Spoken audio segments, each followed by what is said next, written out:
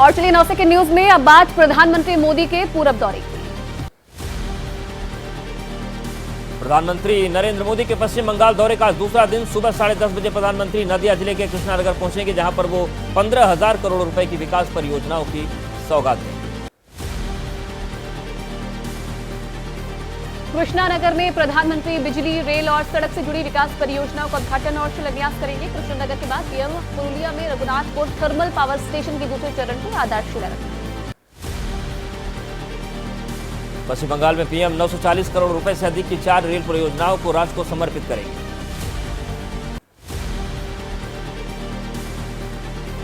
दोपहर 2:30 बजे प्रधानमंत्री बिहार के औरंगाबाद में 21,400 करोड़ रुपए की अनेक परियोजनाओं और का उद्घाटन, लोकार्पण और शिलान्यास करेंगे।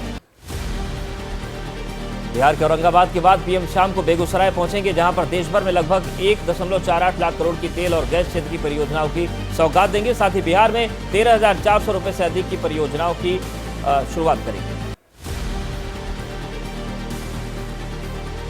प्रधानमंत्री बिहार में 3 रेलवे परियोजनाओं को भी राष्ट्र को समर्पित करेंगे, जिनमें पाटलिपुत्र से पहले रेलवे लाइन के दोहरीकरण के साथ आरा बाईपास रेल लाइन का शिलान्यास भी शामिल है।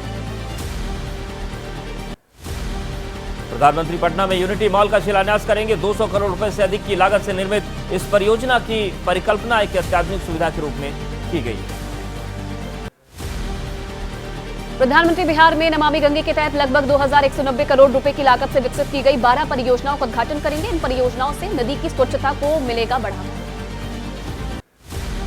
प्रधानमंत्री 1962 फार्मर्स ऐप भी लॉन्च करेंगे। भारत पशुधन डेटाबेस के तहत मौजूद सभी डेटा और संरचनाओं को रिकॉर्ड रखे गए, किसानों को मिलेगा फायदा। प्रधानमंत्री गंगा नदी पर 6 लेन वाले पुल की आधारशिला भी रखेंगे, जिसे पटना रिंग रोड के एक हिस्से के रूप में विकसित किया जाएगा। ये पुल देश के सबसे लंबे नदी पुलों में से एक है।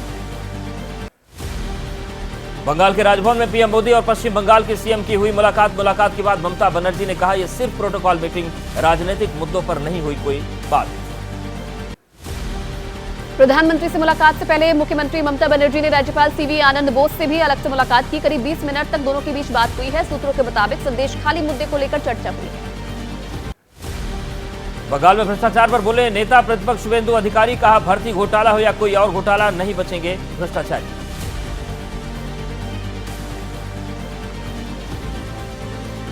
और चलिए 9 सेकंड न्यूज में हिमाचल प्रदेश में मचे सियासी घमासान से जुड़ी खबरों की बात करेंगे। मुख्यमंत्री सुखविंदर सिंह सुक्खू से विक्रमादित्य की नाराजगी खुलकर सामने आ रही है। सुक्खू सरकार में मंत्री विक्रमादित्य सिंह ने अपने फेसबुक और एक्स प्रोफाइल से हटाया कांग्रेस। दिल्ली में बागी विधायकों से मिलेंगे विक्रमादित्य। आज केंद्रीय सड़क परिवहन मंत्री नितिन गडकरी से भी मुलाकात करेंगे। सियासी गहमागहमी के बीच हिमाचल सरकार के कैबिनेट की बैठक आज सुबह 11 बजे राज्य सचिवालय में बैठक होगी। हिमाचल प्रदेश विधानसभा अध्यक्ष कुलदीप सिंह पठानिया ने कैबिनेट के साथ चाय पर मुलाकात के बाद कहा कि ऐसा कोई प्रावधान नहीं है कि जो अपने ही फैसले पर की जाए दोबारा सुनवाई। हिमाचल प्रदेश के सीएम सुखविंदर सिंह सुक्खू पर बीजेपी पर निशाना, कहा सरकार बनने के बाद लगातार ऑपरेशन लोटस का हो रहा प्रयास। हिमाचल में 5 साल चलेगी सरकार। 9 सेकंड न्यूज में अब बात करेंगे बेंगलुरु कैफे ब्लास्ट। बेंगलुरु के रामेश्वरम कैफे में हुए धमाके की जांच जारी। मामले में यूपीए विस्फोटक पदार्थ अधिनियम के तहत केस दर्ज। अब तक की जांच से लो इंटेंसिटी के आईडी ब्लास्ट होने का खुलासा। रामेश्वरम कैफे में हुए धमाके में 10 लोग घायल। घायलों में होटल के कर्मचारी और कस्टमर शामिल है। पुलिस के मुताबिक शुक्रवार दोपहर करीब 1 बजे रामेश्वरम कैफे में धमाका हुआ। ब्लास्ट को ट्रिगर करने के लिए टाइमर का किया गया इस्तेमाल। लगाई गई थी एक 9 वोल्ट की बैटरी। आईडी की में शार्पनेल्स की जगह नट और बोल्ट का इस्तेमाल हुआ। पुलिस को एक संदिग्ध का सीसीटीवी फुटेज भी मिला है। करीब 11:35 पर होटल में घुसे शख्स ने कैश काउंटर से टोकन लिया। 11:44 पर बैग रखकर तुरंत निकल गया। दोपहर 12:55 पर ब्लास्ट हुआ।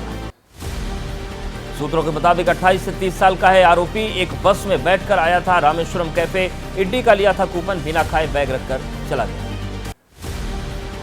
बेंगलुरु ब्लास्ट में 3 मॉड्यूल पर काम कर रही है जांच एजेंसी। इनके तरीके से मेल खाता है ब्लास्ट का पैटर्न। अलर्ट के मुताबिक काफी समय से बेंगलुरु को टारगेट करने की रच रहे थे साजिश। कर्नाटक के डिप्टी सीएम डीके शिवकुमार ने घटनास्थल का किया दौरा। मामले की जांच में जुटी है कई टीम, हर एंगल से हो रही है जांच। लोगों से अपील, घबराएं नहीं। रामेश्वरम कैफे ब्लास्ट में घायल लोगों से मिले राज्यपाल थावरचंद गहलोत। अस्पताल में मुलाकात की। साथ में थे केंद्रीय मंत्री प्रहलाद जोशी और कर्नाटक में नेता विपक्ष आर अशोक। बेंगलुरु के रामेश्वरम कैफे में हुए विस्फोट पर कर्नाटक के सीएम सिद्धरामैया ने कहा, घटना के आरोपियों को दी जाएगी सजा। कैफे में कोई छोड़ गया था बैग। कर्नाटक बीजेपी अध्यक्ष विजयेंद्र येदियुरप्पा की मांग, मुख्यमंत्री बिना देरी किए मामले पर कार्रवाई करें। बीजेपी नेता और कर्नाटक में नेता विपक्ष आर अशोक ने कहा, राज्य में कोई लॉ एंड ऑर्डर नहीं, सही ढंग से नहीं चल रही है सरकार।